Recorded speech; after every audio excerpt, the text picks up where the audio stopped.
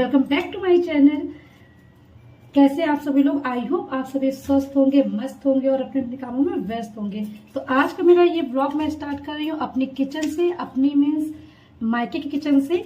तो मैं आपके साथ शेयर करने जा रही हूँ कुछ रेसिपी। आप में से कौन कौन इस रेसिपी को ट्राई कर चुका है तो प्लीज बताइएगा जरूर। तो आज हम लोग बनाने जा रहे हैं white gravy paneer. First time ही ट्राई कर रहे हैं हम लोग, कभी बनाया नहीं, क्योंकि मेरे घर में क्या है, सब लोग बहुत मसाले वाली चीजें पसंद करते हैं। इस तरह का कभी बना नहीं है, फर्स्ट टाइम ट्राई कर रहे हैं हम लोग। तो जो बेसिक से मसाले हैं व्हाइट ग्रेवी के, जिसका एक रोस्ट मसाला रेडी होगा, इसे रोस्ट करना पड़ेगा। उसमें है ये साबुत धनिया, जीरा। जो साबुत धनिया है वो है 2 चम्मच, जीरा है 1 चम्मच और 1.5 चम्मच के समथिंग है सौंफ। 2 से 3 लाल मिर्च है सूखी हुई, आप जैसा भी मिर्च यूज करना चाहते हैं कर सकते हैं। साथ में है इलायची, काली वाली जो मोटी इलायची होती है वो 2-4 है हरी इलायची और है काली मिर्च। काली मिर्च का इसमें मेन रोल होता है और सौंफ का, इसलिए इसे स्किप करना बिल्कुल भी नहीं सही है, इसे जरूर यूज करें। तो इससे पहले हमें ड्राई रोस्ट करना है, तो यहाँ पर भाभी ड्राई रोस्ट करेंगी। लीजिए भाभी, आपको ड्राई रोस्ट मतलब इतना ही करना है जिससे इसके फ्रेगनेंस आने लगेगी, बस।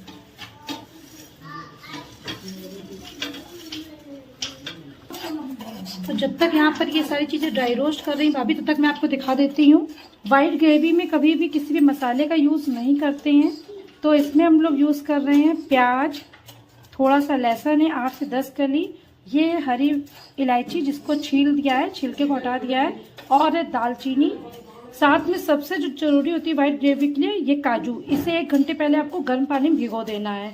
अब यहाँ पर कढ़ाई गर्म हो रही है। जब अच्छे से कढ़ाई गर्म हो जाए ना, तो इसमें सबसे पहले हम डाल देंगे प्याज। तो यहाँ पर पहले ये देखिए ड्राई रोस्ट हो चुका है, इसे प्लेट में निकाल लेते हैं। जब तक हम इधर यहाँ ग्रेवी की तैयारी करेंगे ना, तब तक ये अच्छे से ठंडा हो जाएगा। ठंडा करके ही इसे ग्राइंड करेंगे।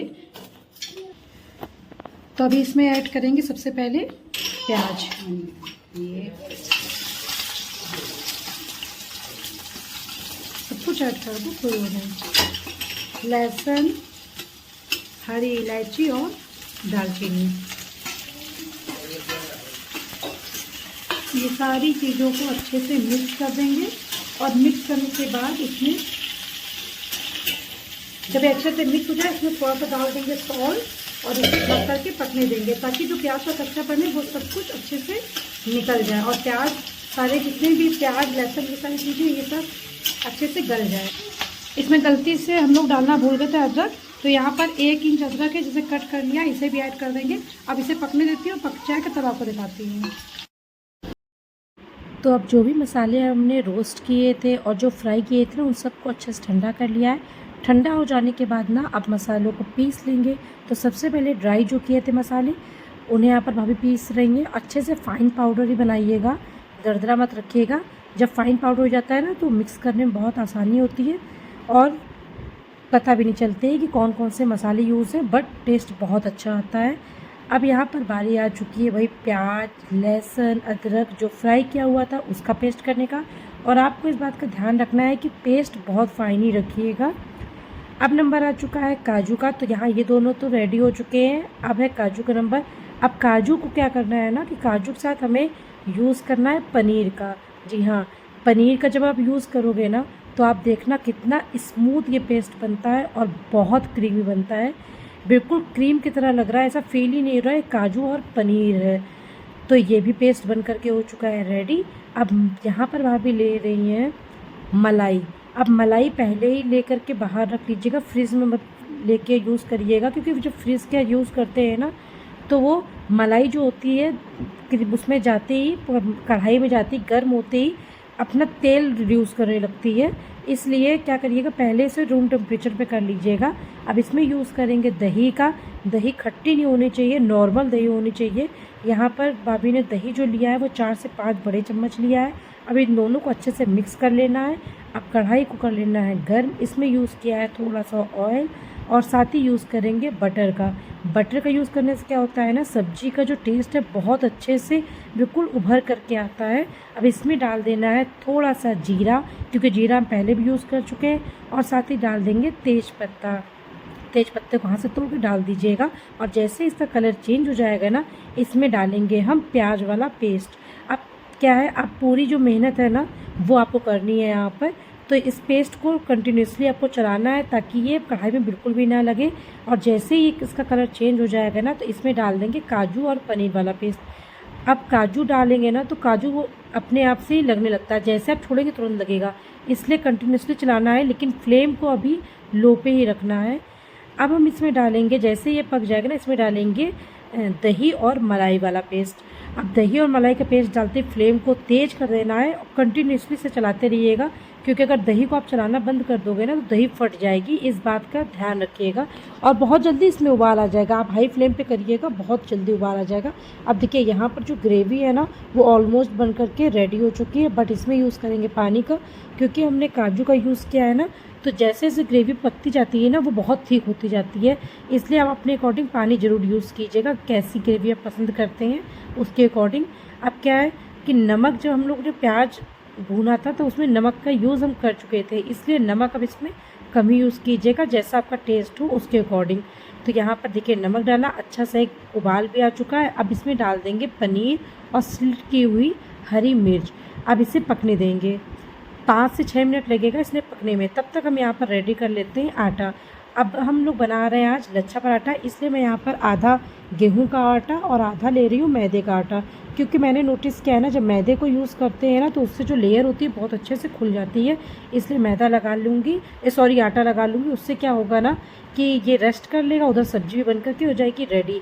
तो मैंने आटा जो बहुत नॉर्मल लगाया है, थोड़ा सा नमक डाल करके उसे रेस्ट के लिए छोड़ दिया है। अब यहाँ बहुत अच्छे से जो सब्जी उबल रही थी, अब इसमें डाल देना है पाउडर मसाला, जो पहले हमने रोस्ट करके पाउडर कर लिया था वो। यहाँ पर भाभी ने उसे 2 बड़े चम्मच यूज़ किया है। और देखिए इसके डालते ही सब्जी का जो कलर था बिल्कुल चेंज हो गया है। और साथ ही इसमें डालेंगे कसूरी मेथी। कसूरी मेथी को हाथ से हमेशा क्रश करके डालिएगा और बाद में डालिएगा, इससे बहुत डिफरेंस होता है। जब आप तेल में पकाते हो तो उसका अलग टेस्ट होता है, और जब इस तरह डालते हो तो इसका अलग टेस्ट होता है। अब यहाँ पर यूज़ किया भाभी ने लाल मिर्च, क्योंकि मेरे घर में सभी को थोड़ा तीखा पसंद है, आपको जो पसंद हो वो करिएगा। अब सब्जी जो है पूरी तरह से बन करके हो चुकी है रेडी। अब हम यहाँ बनाते हैं पराठे। तो सबसे पहले बनी है एक रोटी, जो बनी है गाय की, जो हमेशा हर घर में बनती ही बनती है, तो वो बन रही है। अब मैं बनाऊँगी यहाँ पराठा। अब जो लच्छा पराठा है वो भाई बहुत कॉमन सी रेसिपी है, सभी को आती है। तो मैं यहाँ पर, और हर कोई ना लच्छा पराठा को अपने अकॉर्डिंग अपने ही तरीके से बनाता है, सबका मेथड, सबकी ट्रिक अपनी अपनी होती है। बट मैं ना फैन फोल्ड करके बना रही हूँ।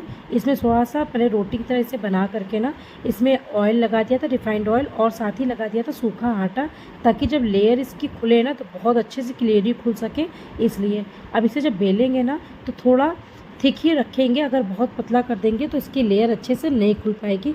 और तवे की हीट का हमेशा ध्यान रखें, कोई भी पराठा बनाए ना मीडियम हीट पर ही बनाएं, अगर बहुत लो हीट पर बनाते हैं तो उसकी लेयरिंग अच्छे से नहीं हो पाती है। मैंने जो नोटिस किया वो मैं आपके साथ शेयर कर रही हूँ। तो जब आप थोड़ी सी मीडियम हीट पर बनाते हैं ना तो उसकी लेयरिंग हमेशा ही अच्छी खुलती, बहुत अच्छे से मतलब होती है और खुल जाती है। तो यहाँ पर अभी भाभी सेक रही है पराठा। जो पहला पराठा था ना वो अच्छे से उसकी लेयर नहीं खुल पाई थी, फिर मैंने नोटिस किया हीट का, फिर अब ये जो पराठा बना बहुत अच्छे से बना है। तो यहाँ पर कर लेते हैं प्लेटिंग। ये है डिनर की थाली। तो यहाँ पर है वाइट ग्रेवी, लच्छे वाले प्याज, और ये पापा की थाली है तो उसमें थोड़ा सा आलू भरता भी है, क्योंकि पापा जो है ना वो पनीर की सब्ज़ी थोड़ी कम पसंद करते हैं। और साथ में है लच्छे पराठा। तो बन के रेडी हो चुकी है हमारी डिनर की ये थाली। तो कैसी लगी ये आपको बताइएगा ज़रूर। आगे मैं इसका रिव्यू भी आपको बता देती हूँ कि भाई ये कैसी, सच में एक ऐसी सब्ज़ी बनी हुई है। तो मैं आपको बता दूं, अभी तो मैं वॉइस ओवर कर रही हूँ क्योंकि मुझे ओरिजिनल वॉइस को म्यूट करना पड़ रहा है म्यूज़िक की वजह से, बैकग्राउंड म्यूज़िक चल रहा था इसलिए। लेकिन सच में ये सब्ज़ी बहुत टेस्टी बनी थी, बिल्कुल शादी फंक्शन वाला ही फील आ रहा था। यकीन ना आए तो इसे आप ट्राई ज़रूर करिएगा। अगर अभी तक आपने ट्राई नहीं किया है ज़रूर मेरे कहने से ट्राई करिएगा। और भाई इसमें भाभी की मेहनत थी, बट बहुत, सच में बहुत टेस्टी बनी।